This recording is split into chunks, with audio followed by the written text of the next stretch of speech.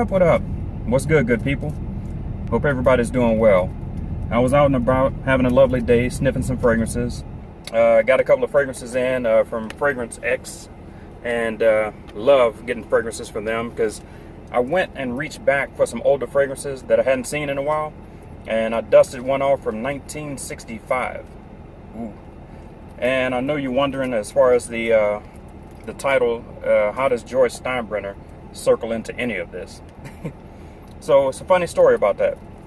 It must have been in about 1998, around that time. Me and my uncle were talking about fragrances, and he pulled out this old bottle. The old bottle that he had like a little bit in. And he said he couldn't find it anywhere. He's been looking for like 5, 7, 8 years, and he cannot find this fragrance anywhere. And so he let me smell it. He tapped it on my nose. I was driving from Houston all the way to San Antonio, and by the time I got to San Antonio, I could still smell it.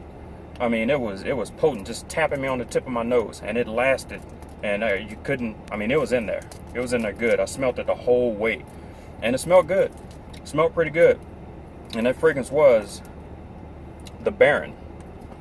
So the Baron, all in all, is a strong lavender, spicy, citrus, aromatic kind of fragrance that was, like I mentioned, in 1965. And how does it all tie in? It was a family friend of ours for the last 30 years. A right fielder, played with the Yankees, Jesse Barfield.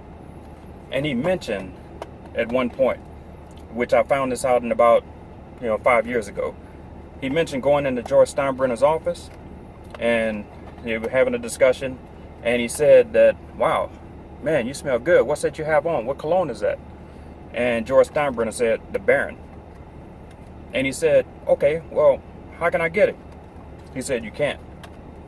He said, I bought up all the stock, and it's not available to the general public until I say so. So that epitomizes having a signature scent. He bought it out to where nobody can get it. I mean, it was all said and done, and it was his fragrance until he said so. And I think he must have released it back into the public. Must have been in about, because I remember finding it, I think in 2005 or so. So he might have had it sewed up for maybe 15 years to where nobody else could get it. And the only people that even knew about it were the people that knew about it before in 1980 or so. And funny story on that, Jesse said when he made the All-Star game, that when he got back to his house, that he had a case of it waiting on him. He sent him a case of the Baron. And so that is an interesting aspect when you think about, as it comes with an atomizer, you stick in there. Yeah.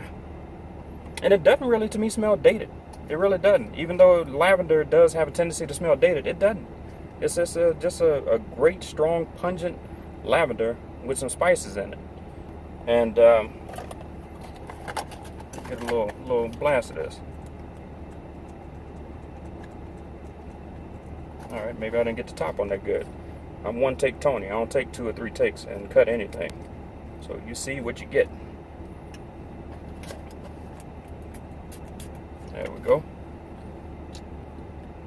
Wow. Yeah, that is. Woo. That's a full-grown lavender right there. Yeah. That's full body flavor. Yeah. So that's how it all ties in with the Baron and George Steinbrenner, and him having his own signature scent for as long as he wanted. Wow. If I could do something like that, man, that'd be the goal for us all. Not sure what fragrance I'd do that with just yet. I mean, the search continues, but it's a thought. It is a thought. But I just figured I'd share a little tidbit with you about the Baron and George Steinbrenner of the Yankees and how it all intertwined. But that's all I got. Hey, until next time, y'all be good.